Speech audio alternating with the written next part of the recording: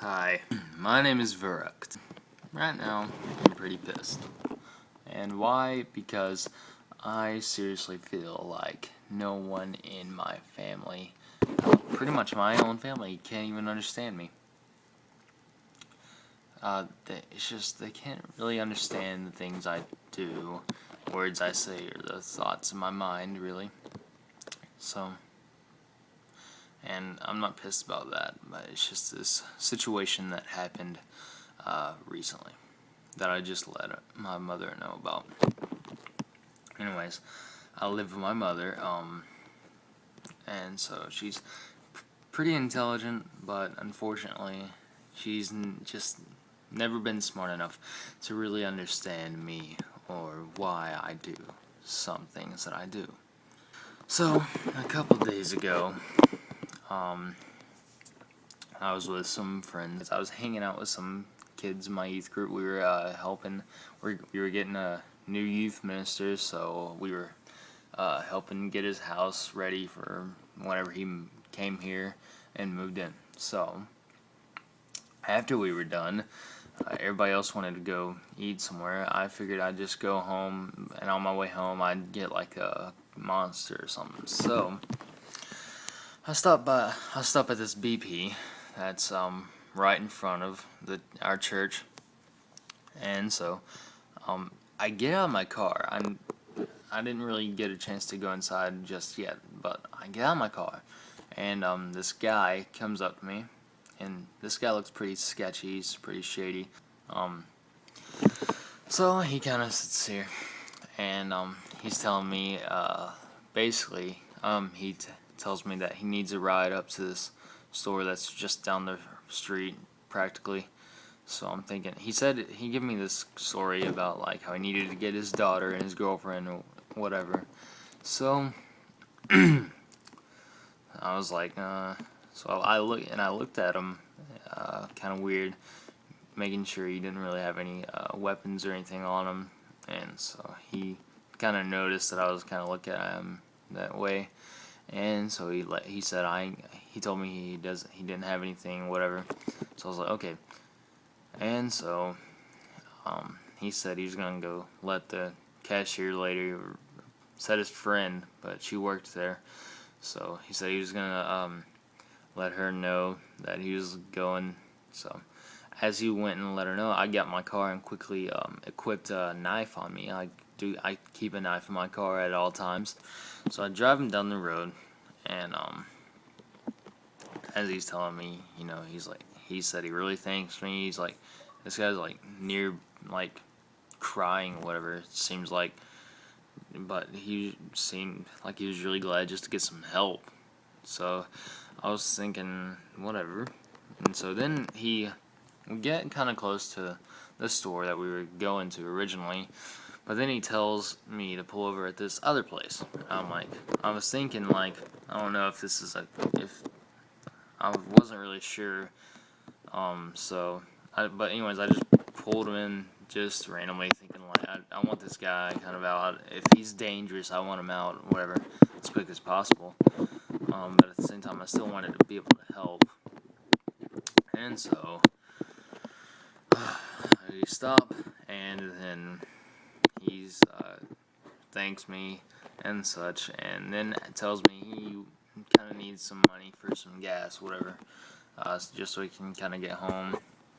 So I didn't just want to be a dickhead and kind of say no, I didn't, and have him go away, but I mean, I kind of regret that now. But anyways, so I pull out my wallet, look in there, I have $25, I have a 20 and 5 ones. So I'm thinking, he kind of seems serious, so I gave him my 20, which is a bad idea. Never do that. Never let any stranger into your car, by the way. But, anyways, I give him the 20, and I have the $5 left over. So he gets out. Well, no, he doesn't get out, but, he said he really wanted to pay me back, or whatever, and so I said, well, and since I go to church, whatever. I just told him, well, hey, you can come to my church, whatever, and I can you can come there and see how you like it. And basically, I was just inviting him to my church. It was a Tuesday, and we go to church on Sundays, Wednesdays, like natural. And so I tell him it starts at 7 o'clock, ends at 8. And he tells me he would love to come to pick him up at the hospital because his mother had a heart attack. And so I was like, okay, I'll pick you up sometime before 7 o'clock.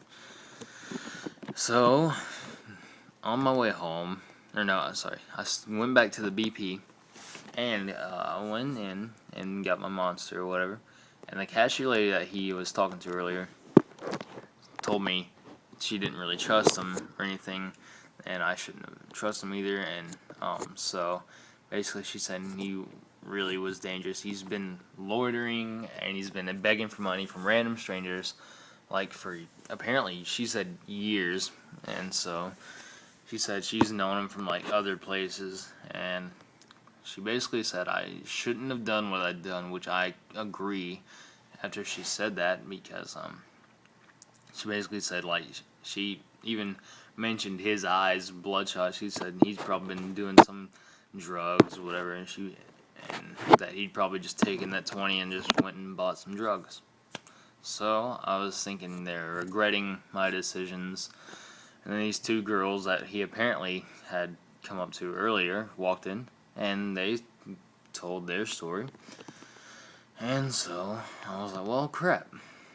They said that he didn't say anything about a 3-year-old girl or a daughter. I mean, yeah, 3-year-old daughter or a girlfriend.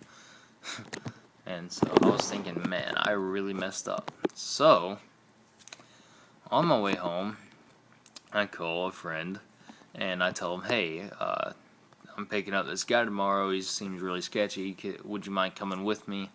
So in case danger happens. So he says, yeah, sure, that'll be fine. I'll be cool with it. So the next day, I meet him up at 6:40 at my church. Just in time for us to go see if we can pick him up and get back. So he brought his friend, and his friend's a big football player, like 6'4" guy, weighs like 300 pounds, really big guy. And so I was like, man, this is awesome. I'm gonna be lucky. So we go there and go get to the hospital. I called him and it just went straight to his voicemail. So after that, I just left. I said, well, bad luck, whatever. He must have really just been a drug addict or some shit like that. So I go back to my church and continue with my day. Anyways, that's the story for that. Then just about 2 days ago, I guess, I told my mother, was wondering why I hadn't really had much money. How could I have spent so much money in just such a little time? So I needed some gas, and so I was able to hold it off until we were at the gas station. And I told her the story, and I told her, you shouldn't give me crap for this because I know what you're going to tell me. I know what I was supposed to do, but I mean, I was alone, and I didn't want to get hurt by like running away, like I didn't want to run away and him shoot me or something or stab me. But she was like, I was lucky not to get a gun pulled in my head, blah, blah, blah. And I was like, I know, this is exactly what I'm talking about. You shouldn't give me shit for, I can't even talk right now because I'm just so mad. Anyways, so, yeah, basically, and this is probably going to be the only video I get some type of religious, maybe, I'm sorry if I offend you by that. I'm really not this way, but, this is just how I feel about it. In the Bible, there's a story about the Good Samaritan, and in the story, you have this guy who was beaten up and mugged, stripped of his clothing, and many people kind of walked away from him. They were kind of afraid of him because he was a lower rank than them in society, so they feared him for that. And I was thinking, that's how we normally are around everyday people. Like, you see a guy on the side of the street and So, I mean, sometimes you may like give them a cup of money or give them some food, but normally your reaction is just to continuously walk and not even pay any attention to him because he's poor, and that's pretty much it. That's the only reason you really have. So I was thinking, I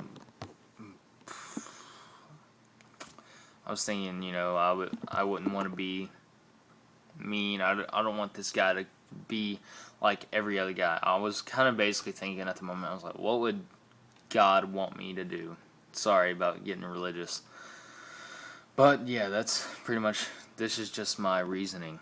So I was thinking, what would God want me to do? So, that's pretty much why I did it. I didn't want to get stabbed or shot for running away or for telling this guy no.